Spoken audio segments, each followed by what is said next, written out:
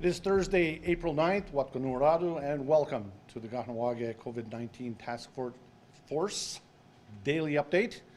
I'm Joe Delarone. Hope you're enjoying your Thursday, even though it's a little damp, even maybe getting some snow on the way. But we do have our report coming up for you, and we are also coming up to a long weekend. But I can guarantee you this, we will be here each day to bring you an update. We'd like to start off today with the Director of the Kahnawake Memorial Hospital Centre, Lisa Westaway. Good afternoon. I have a few updates to provide to you today, and then I will also introduce Leslie Walker-Rice after I'm done, our infection prevention and control nurse, and I'll explain in a little bit why I have her here with us today. So the first thing that I wanted to mention, we've been hearing a lot in the news today about long-term care facilities and problems that we're having. And I think that our community is already aware, because we've mentioned it on several occasions, that now perhaps over 50% of deaths that we're seeing in Quebec are people that have been, someone's watching how I wash my hands, are people who have been living in long-term care facilities. So we see that there is a major issue happening across the province with respect to this. One of the issues that was identified some time ago is that various staffing move from one location to another, so one long-term care facility to another, and therefore there are also many staff that have fallen sick and are unable to work, and who may have infected either residents or other workers as they transfer from one workplace to the other. There's also the fact that we've been living for very many years. We've also heard this a lot in the news over the past several years, that many long-term care facilities are functioning with very limited staff. I think, or what we discuss at KMHC is the fact that this COVID-19 is actually bringing to light the fact that there are very limited resources in long-term care facilities, and that perhaps they are unable to meet the demands that are required of this type of pandemic. At KMHC, we are extremely lucky, because we do have an IP&C nurse, an infection prevention and control nurse, which does not exist necessarily in all of the long-term care facilities. We also have a higher nurse to patient ratio. We are not necessarily fully funded for that higher ratio, but we made the decision to maintain that higher ratio several years ago. That was long before my arrival, in order to maintain a better quality of care to our residents. And so we think that that has had a serious impact on the fact that we, at this point, do not have any positive cases in the long-term care facilities. At the Elders Lodge and at ILC, we have similar scenarios where we have our nursing staff and the staff from KSCS who work collaboratively to ensure the safety of those people who are living in those environments. So we have a bit of a different situation here in Kahnawake regarding those specific issues. It's not to say that we will not be faced with the issue of positive cases. We may, but we also, as I've mentioned before, we are fully prepared. We've done simulations. We have our COVID positive unit. So we have measures already implemented that will allow us, as much as we possibly humanly can, to mitigate the problems that the risk of spreading the virus should we have positive cases. So I wanted to just address that a little bit. One of the things that we're seeing in the news today as a result of these high numbers of deaths in long-term care facilities, we've seen in the news today that there's been a new directive that all residents in long-term care facilities should be tested, as well as all employees. So I just wanted to let you know that I've seen this in the news. I've heard it as many of you probably have, but I have not today received that directive in writing from the ministry, and I expect that I will receive it very shortly. I've also put out a few calls, and I hope to have information by tomorrow. So when I do get that information, I will keep you posted. However, I wanted to reassure you that we do not have any suspect cases at the present time. So I wanted to reassure you about that. Also, as Dr. Gauthier had mentioned, there are procedures that we have in place presently that are above and beyond what we normally have in place for our day-to-day observations of patients. So there are ministry directives that we've implemented, where there are questionnaires and there are well-being assessments that are done on residents on a day-to-day basis, looking for specific types of characteristics or presentation that might reflect the beginnings of COVID-19. So those checklists and assessments are done regularly with inpatients. And so Leslie may be able to talk a little bit more about that, but I just wanted to reassure you that we are keeping on top of that, and as I get new directives, we will also let you know about them here, because I know many of you are often waiting for information and hopeful to hear about how we may be making these adjustments to ensure the safety of your loved ones. Okay, so the next point that I wanted to talk about is testing. By the end of today, by the end of the testing day today at 4 o'clock, we have completed 138 tests. We have received many phone calls, we have received phone calls, and I've been hearing through the rumor mill, or I've seen Facebook posts of people who are still quite frustrated that we're not providing numbers of positives. So I just want to bring us back a couple of weeks when we did announce that there was a first case, a physician at Cattery Memorial Hospital Centre who was positive. And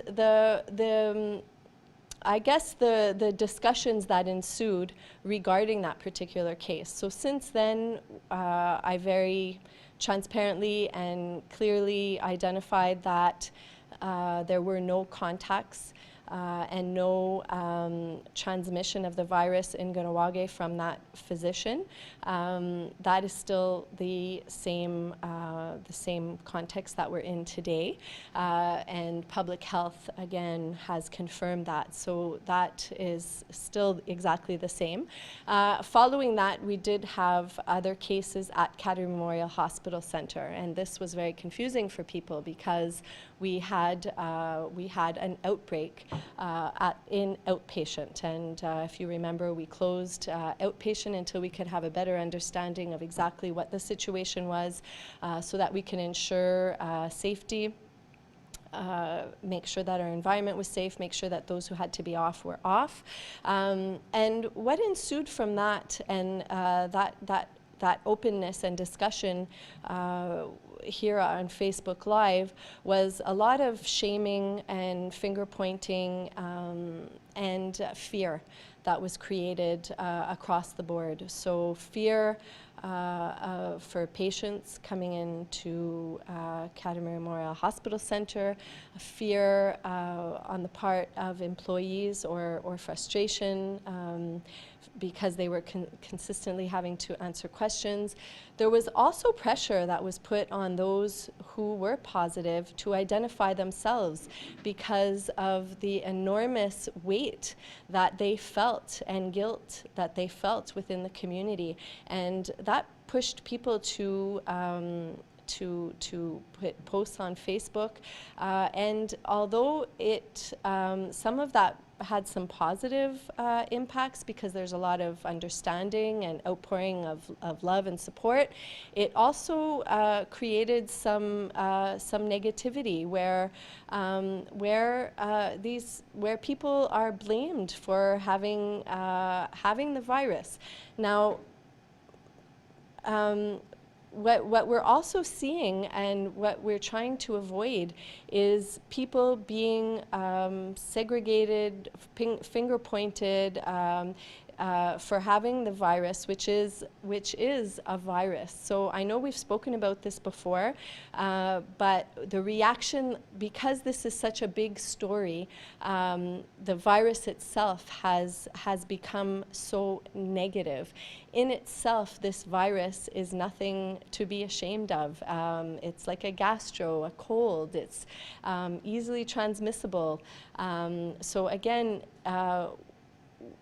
we're reacting, and you know, this comparison may be a little bit odd, but I was trying to think of what's the best comparison that I can make. But we're reacting sometimes towards people who are positive, almost the way we would react if a pedophile is reintroduced into our society. We want to know who it is, where they live. We want to make sure we avoid them. We want to protect ourselves. We want to protect our children. Yes, we all need to protect ourselves, but not in that same way. This is not the same thing. And in fact, we all need to protect ourselves in using the measures that we've asked you to implement, not by avoiding certain locations or certain people. In fact, what we should keep in mind is that we should be avoiding all people. We should be staying home as much as possible. We should only go out for essential needs. And when we go out, we need to practice proper hygiene. We need to maintain physical distancing.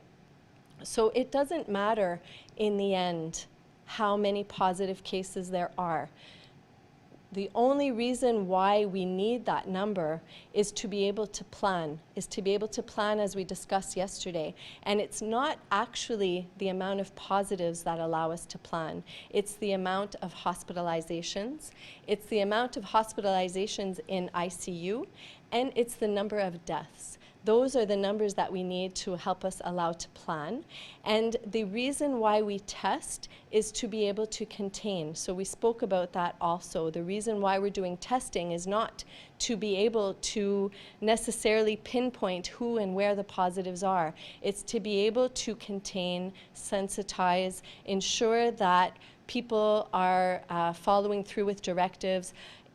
If we know we're positive, we have a tendency to be more respectful of the directives that are placed upon us because it's concrete and we know.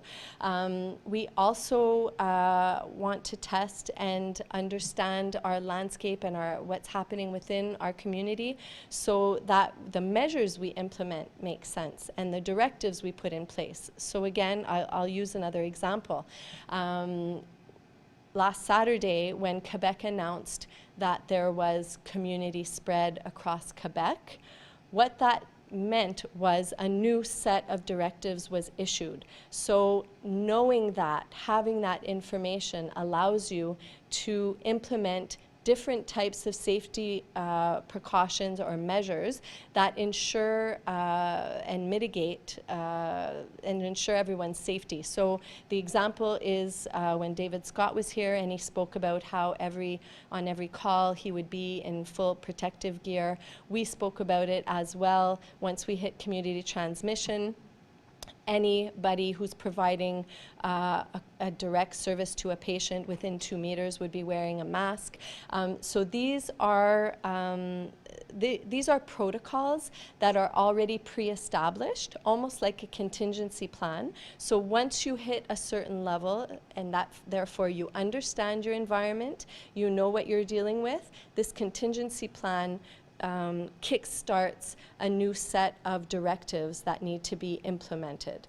And so us understanding what's happening within the community, again, allows us to kickstart our planning and our directives so we're better able to protect you, we're better able to make decisions, we're better able to do that with that understanding of what's happening in our community. And that's why we continue to test.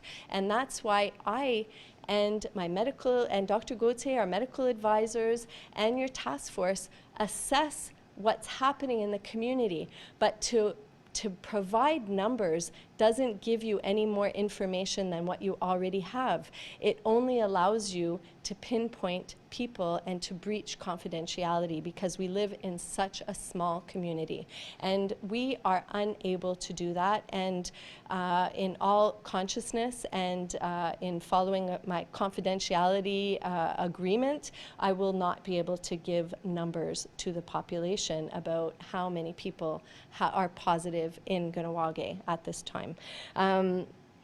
So I wanted to make that clear, and I hope that you have a little bit of a better understanding.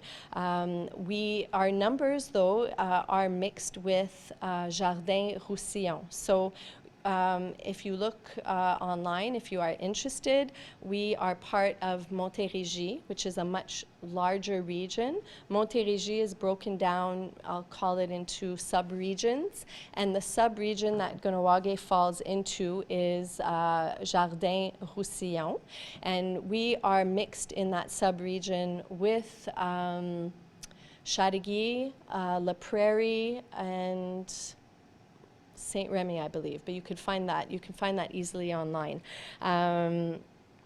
So if you're interested in following the sector or the sub-region that Kahnawake is a part of, then you can easily find that information online.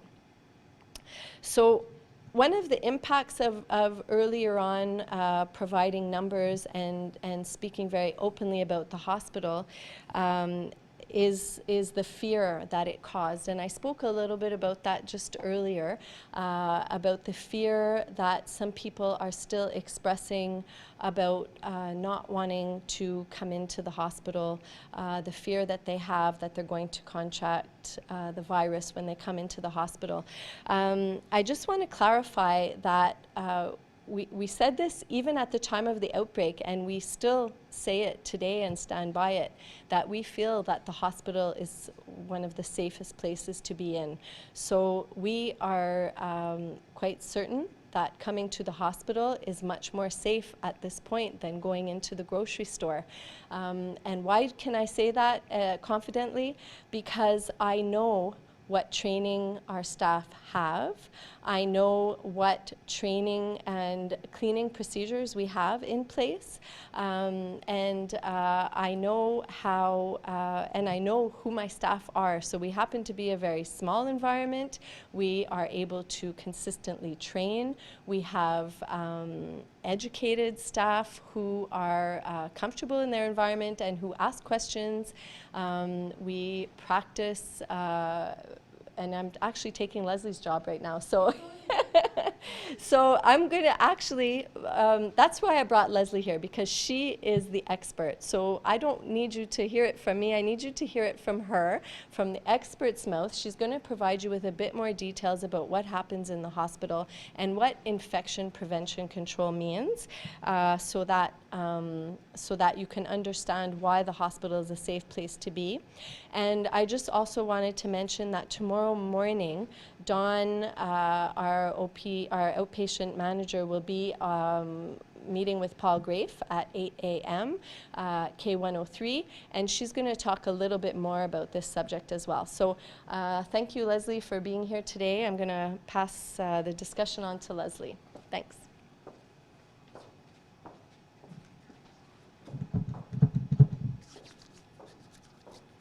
Hi, good afternoon.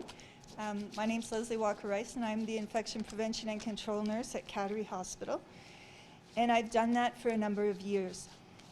I think what's really important to know about the hospital is that all our housekeepers take a great deal of pride in working within the community, and they have a great deal of ownership about working there, and they're very particular about their work. We're very particular when we hire them as to their skill level and their understanding as to the ongoing risks that they may encounter in the hospital and how to prevent those risks. So a usual day for our housekeepers is that they come in and they change their clothes when they get there. They don't wear their clothes from home into the hospital. They change their clothes when they get into the hospital. They wear a uniform. They set up very specific cleaning liquids, chemicals, to get ready to combat and clean the area.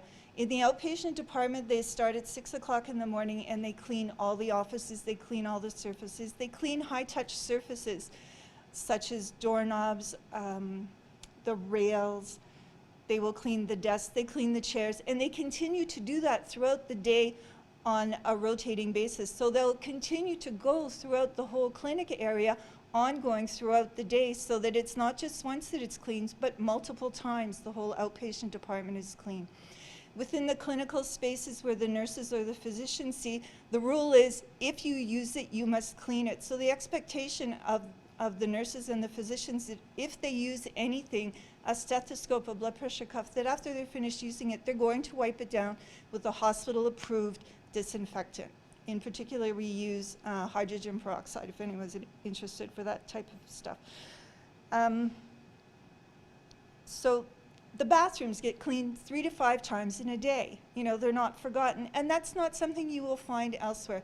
And it's not, as my mother used to say, a lick and a promise. You know, it's clean. The hospital is clean. In the residence rooms, every single room in the hospital is cleaned every single day. The high-touch areas, you go in there.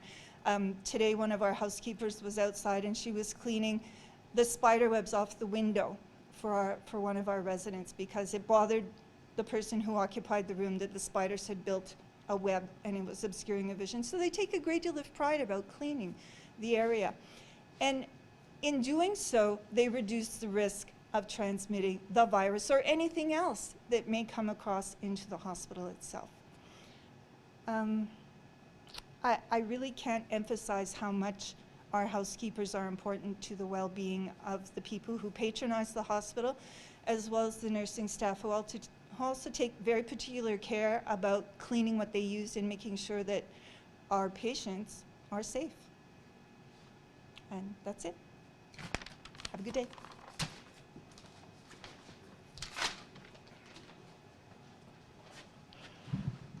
Right, now Leslie, when you know your job and you love your job, it's a pretty darn good combination. That's Leslie in a nutshell. All right, speaking of knowing their jobs, coming up next is our, I guess, second in command at this point, with Lloyd actually here today, but taking a little time. We bring back Arnold Lazar, our long-standing fire chief and all-around emergency planning guy. Well, he's in with us here at the COVID-19 task force. Once again, Arnold Lazar. Good afternoon. Well, it's ramping up, and just a reminder that things are going relatively well, and now is not the time to step off the gas. We've learned today that we're looking at an approximate peak of April 18th, but Kahnawake is still on the lower end of the scale that they're using, but I need to remind people that that can change in a heartbeat. We've seen it in the other jurisdictions, so the messages today is to continue doing what we're doing.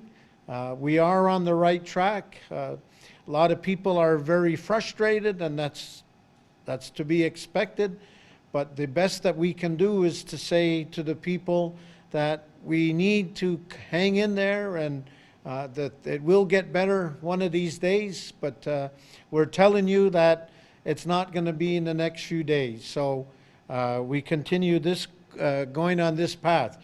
I have to I really like the expression that Lloyd used this morning. I don't know where he stole it from, but it says the virus doesn't move unless we move it.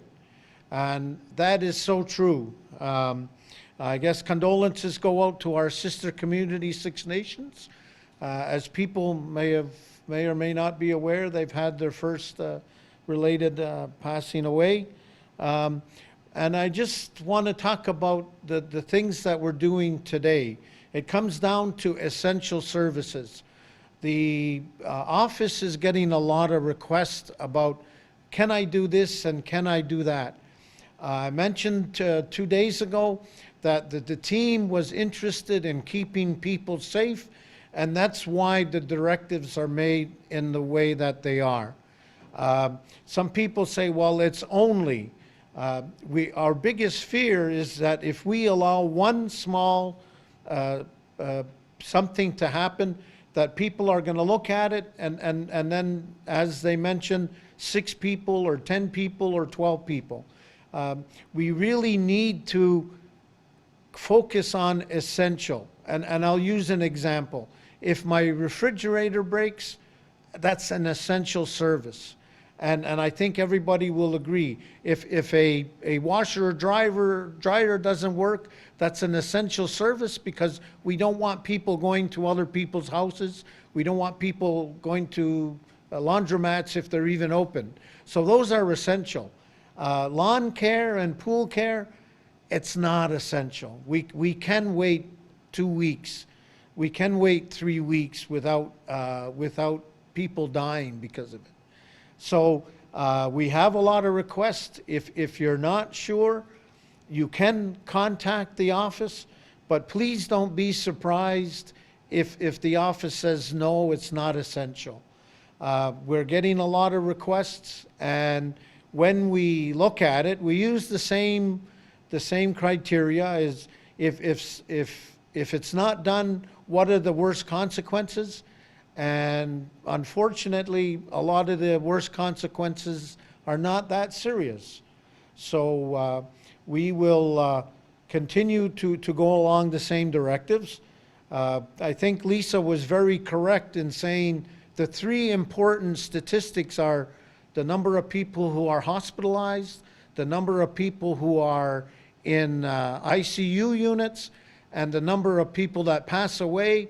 Well, Kahnawake, those numbers, I'm not going to say won't happen, but the actions that people are doing are working towards keeping those low.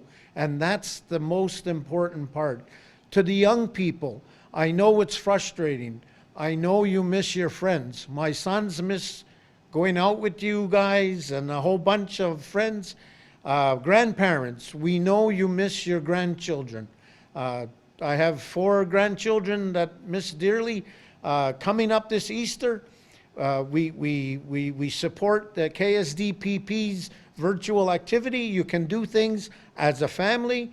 For the children with Easter eggs, you can have an Easter egg hunt in your own yard, but don't involve the cousins, please. So we want you to be safe. We want you to have a little bit of fun, but we really need for you to continue the fight. And we hope you have a good weekend. Thank you.